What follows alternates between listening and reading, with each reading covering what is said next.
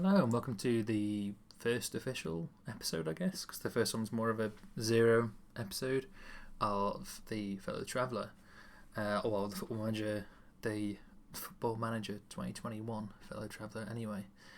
In this video I'm going to spin the wheel and work out what club to play as first, and also update a few things I missed on the previous video because I was rushing too much and I guess just not quite ready. I forgot to mention Arka Gdynia, who are a club I've managed before, who are in Poland. They've got an interesting left-wing history. I've forgotten it now, actually, unfortunately, but I think they have their roots in left-wing unions in Gdynia, which is like a small port city in Poland on the coast, obviously it's a port city, and Polish politics and Polish football tend to be very right-wing, and so there aren't many left-wing clubs, but I think Gdynia's fan base are also kind of left-wing as well, but they certainly have a left-wing history. And Arka Gdynia are one of the few teams that have changed in the last year as well, between Football Manager 2020 and 2021. They were relegated from the top tier of Polish football last season. I hope to God, yes, I do have the second tier. They're not even predicted to win, which is a big knock. They picked to finish third in the second tier of Polish football. Last season they were in the top tier. They were not predicted to get relegated as well. I'm not sure what happened, if they had a particularly bad season for some reason. But yeah, now they're in the second tier of Polish football. Most teams in my list, their reputation increased. Nothing drastic. One or two teams, their reputation went down. I think Gdynia was not one of the ones that went down. No, it wasn't. I'm just looking at my spreadsheet now. Nearly all of them went up by like one or two. One or two went down by one or two. Arka Gdynia stayed the same. Which brings me on to the second thing. Basically, in the last Fellow Traveller save on FM21, I played as weak teams first, and it was a massive mistake because it doesn't really work if you manage a very bad team and then you look for a job at a better team after. If you win the Lebanese League, for example, it's really difficult even to get a job in the Northern Irish League, let alone Poland or Greece or France or Italy or loads of countries that are much better than Lebanon, obviously, and much more reputable in the terms of the game's mechanics. So for this save, or the start of the save at least, I am not going to play. I've not disbanded. I've taken out the 5 clubs with the lowest reputation, and I've taken out the 5 clubs with the highest reputation, just so it's not too easy as well at the beginning, or at least not too. I don't like playing as big clubs anyway. I like playing as kind of middle to small size clubs, so not amateur, but not going to win the league this season kind of clubs, unless they're in the second tier of something. So that brings me to the four clubs that are left, because the 5 clubs that are in the middle included Hapoel Tel Aviv, and just for my trial run to play this game, I played 3 seasons of Hapoel Tel Aviv. I had a great time. I loved it. I won the league, or was winning the league anyway. I probably will win the league eventually when I go back to it in my 3rd season, but I just don't want to play them again, obviously, so I've left them out, which leaves us with 4 teams, the 4 teams in the middle, who are one of my old favourites, Bohemians 1905 in the Czech Republic, who are predicted to finish 11th. These are some things I went over in the previous video, but I'll just go over them very quickly now over these teams. Finish 11th, so we're kind of looking at not battling relegation, but lower mid-table. And yeah, the Czech League is not particularly eccentric. I think you can have a decent number of non-EU players, but obviously there's a lot of players in the EU who are good as well. The second team is it's not France. Is Red Star Paris, or Red Star FC as they're called on Football Manager, who are but to finish 3rd in the 3rd tier. So we're hoping to get promoted, hopefully in the 1st season, but maybe in the 2nd, and get up the ranks as quickly as possible so that we're fighting it off with PSG and Lyon, and struggling to remember another great French team. Marseille used to be quite good, but I don't think they are as much anymore. In the top tier. So Red Star are probably quite a long save. Bohemians probably not as long, maybe 4 seasons, I would say, if things go well, which they might not. And there's a lot of good teams in the Czech Republic with a lot of money, but well, not a lot, but like 2 or 3.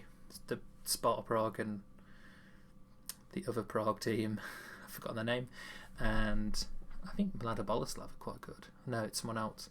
But anyway, so very different challenges of those two.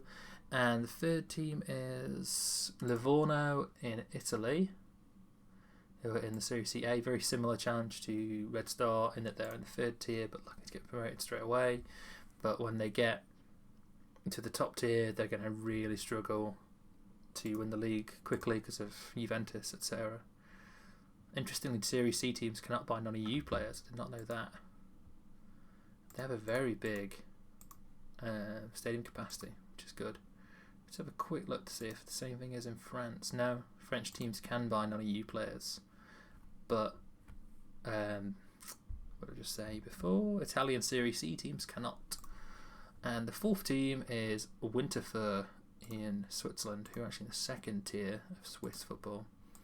So this is kind of a similar challenge to Bohemians, maybe, but somewhere in the middle, and it still requires promotion from the 2nd tier of Swiss football.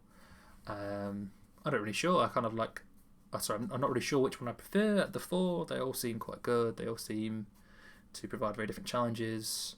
The other thing I would say about Winterthur is that there's only 1 team promoted from the 2nd tier of Swiss football, I think.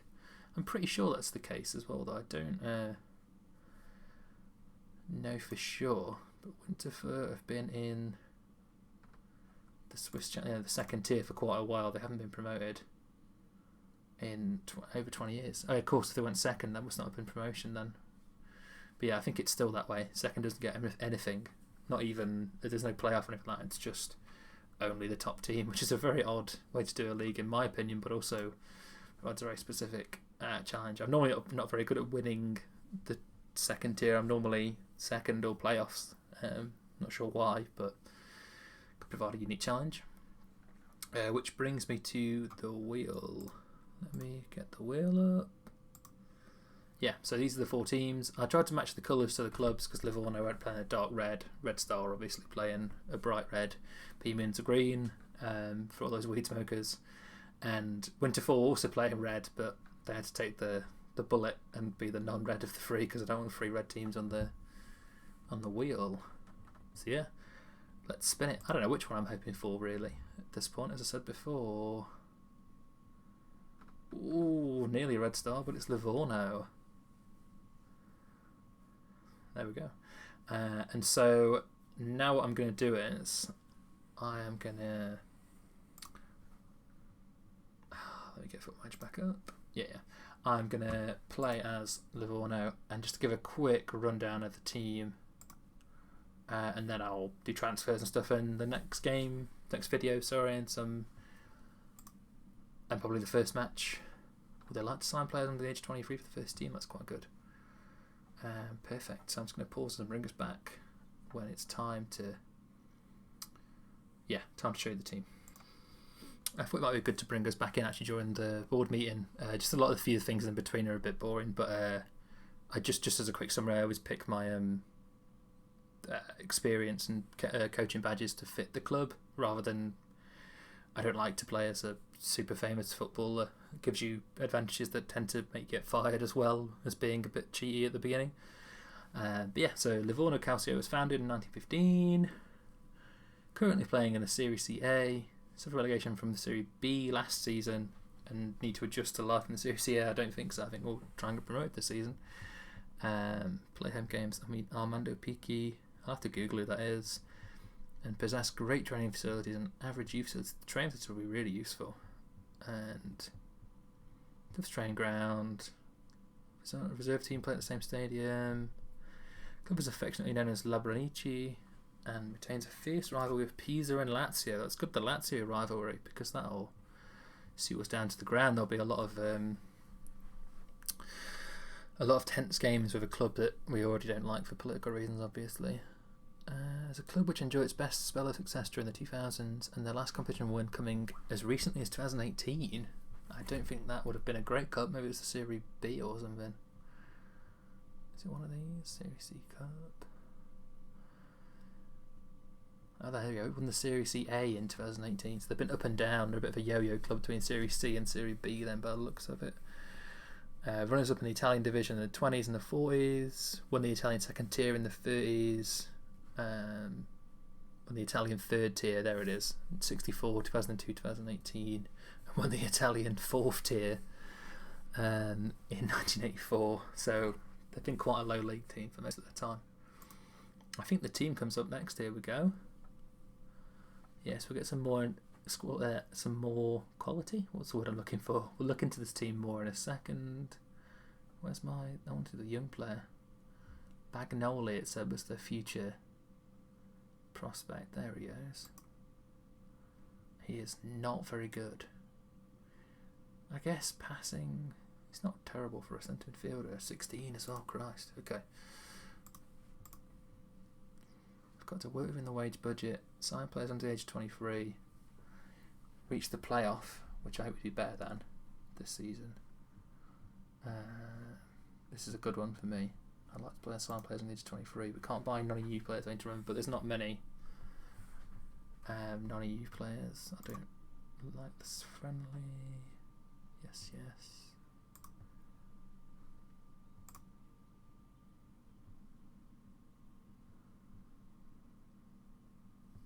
Cool.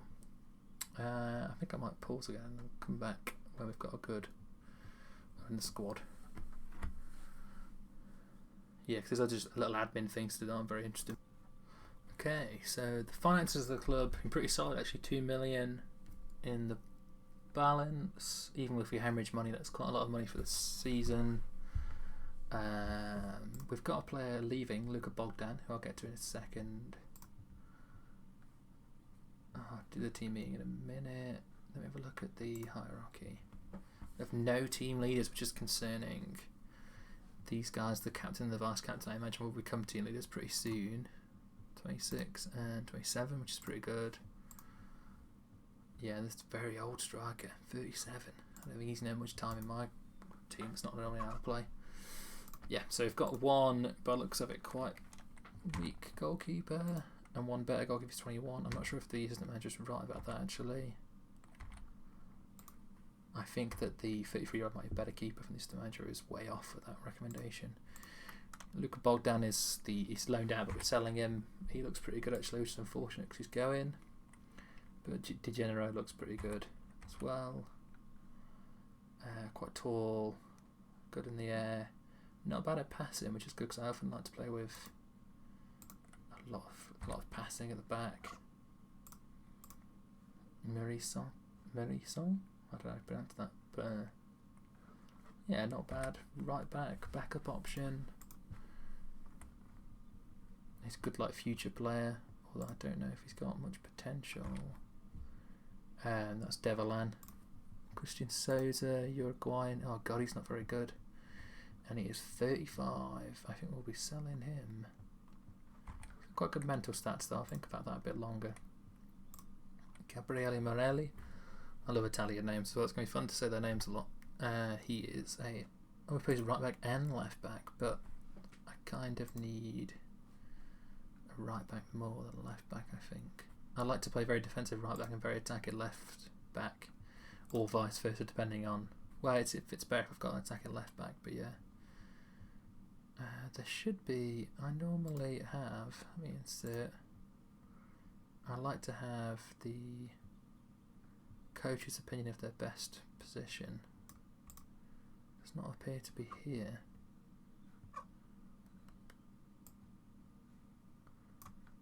Give me 1 second. Perfect, there we go. It took a bit of time as well, so I'm glad I did it while paused rather than making you watch it. I think we did Morelli, who's a good right back, good left back, nothing great but solid. 23 years old as well, so got some potential. He plays better on the right. We might need a left back by the looks of it, unless we can just get Morelli to play left back. His crossing and dribbling, acceleration and pace are all pretty acceptable. He wouldn't be a terrible attacking wing back. Antonio Porcini would also be a good left back. I put the left wing back very attacking as well, so he tends to be here quite often, so I don't think it'd be much of a loss to have him there. And also, not Porcini, Parisi. Porcino, that was his name. I tend to want to play an inside forward there, left midfield, so he might be more of a left back. Oh no, here's the left back, so I'm being dense because I saw the AML. Did I look at Tino Parisi already? Oh, he's similar to him. Him and Morelli have got similar stats. I think Parisi's got better mental stats, but very similar technical. Yeah, he's a pretty good attacking left wing back actually. You've got a lot of fullbacks. Femura, he's good as well. He's A19. He's not great, sorry. He's like not quite as good as the other left back, but for a 19-year-old, he's got some good stats. So determination 16, pace 15. It's going to be quite a good bombing wing back. He might be quite a good player for the future. Agazzi, I think, is the captain. Yeah, good solid centre midfielder. He might be a deep line playmaker. Tackling, vision. Yeah, he's got some good stats for a deep line playmaker for me. I normally play one centre midfielder deep lying, one box to box midfielder. This guy looks like he might be our box to box midfielder, which would be nice. He needs to have a lot of stats over 10 for a box to box midfielder. And the stats that he's not got over 10 are not too bad either. They're 9s, or finishing is an 8, but it doesn't have to be a great finishing. He's doing a lot of running as well, so he's got decent stamina. I think 23 as well. So he could be a potential box to box. This guy plays right wing. He's pretty quick actually. I would like better crossing from a right winger. He's not a bad playmaker. He might be a backup centre midfielder. I wanted to check Piccoli. He doesn't play attacking midfield right, so he's almost definitely going to be either AMC or CM. Hamza Howdy. It's a nice name, but unfortunately hasn't got the greatest stats in the world. Although he is quick, and that's often very good in the lower leagues. He might be a good backup player that we play occasionally. It's good determination by 19. He's got a lot of potential, I think. Maratti. Not much of an inside forward, although his dribbling is good. Again, he's very young. There's a lot of high potential players in this team. Now he could be a great inside forward by the looks of it. He's also quite a good advanced playmaker, I think, as well. Though with these stats, he might have to play. Both these positions are not bad for someone who's older as well. He could be a really important player. I think he is going to be he's one of our stars, I think. Marini. I might change his name because I find that very difficult to pronounce. Sven Bracken. Guys, there's a lot of players who play 2 or 3 positions, which is really useful. And this guy's one of them because he's also not a bad inside forward. He's got a lot of good stats for inside forwards. Composure is quite low, and not that low. Not a bad advanced playmaker either, and not a bad striker. It might be a lot of this team might be trying to work out where best to play players to get their ability out of them, rather than just slotting players in where they fit. Oh, Masiura is also good. He must be left-footed because left only, because he wants to play on the left, which is annoying because I want a right-footed left winger to be inside forward and a right-footed right winger.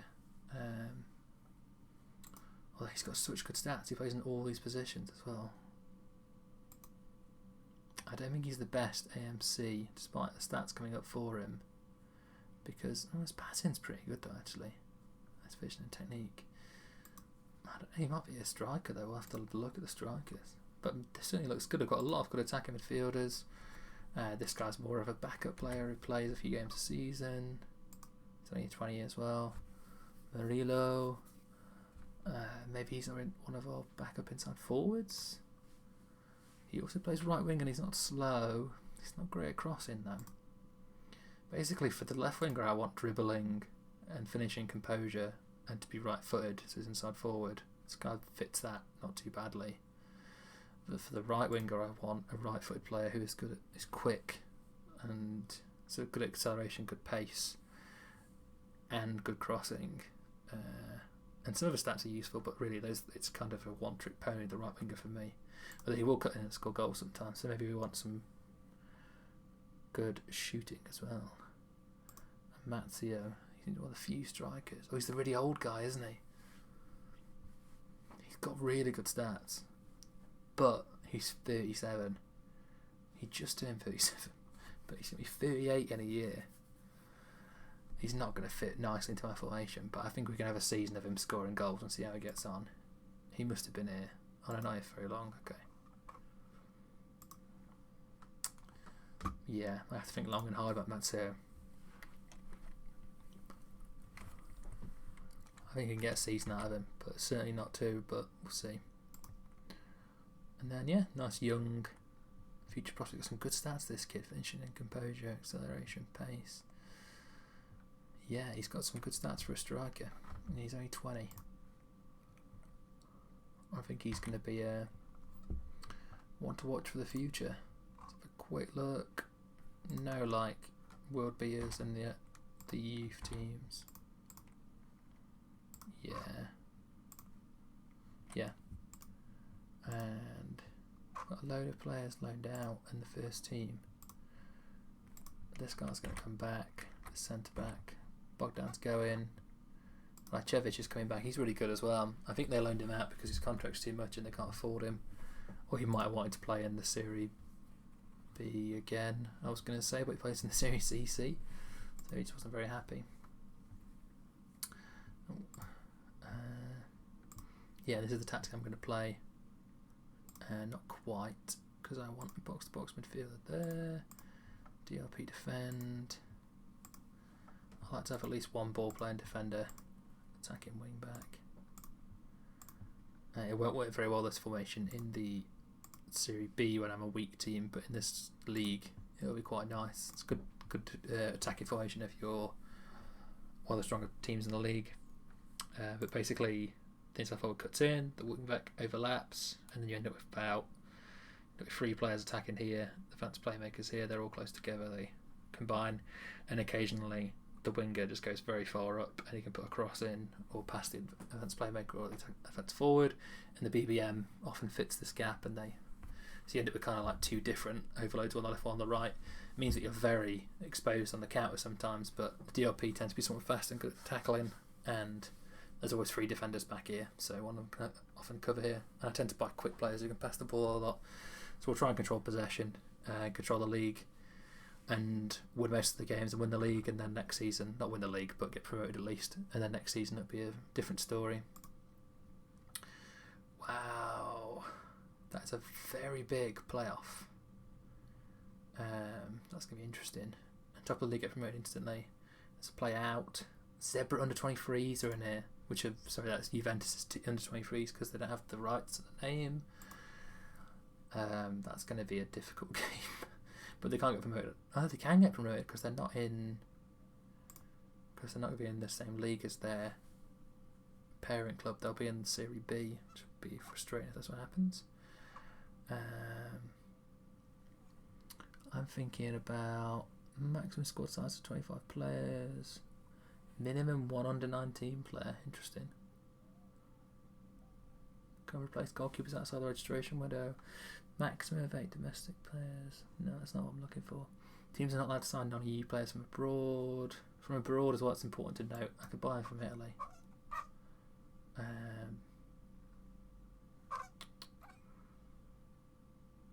Playoff quarterfinal. Okay, it's like some sort of weird tiered playoff system where second goes straight into the quarterfinal, third into the third round, fourth into the second round, fifth to 10th first round. So they're going to play some sort of.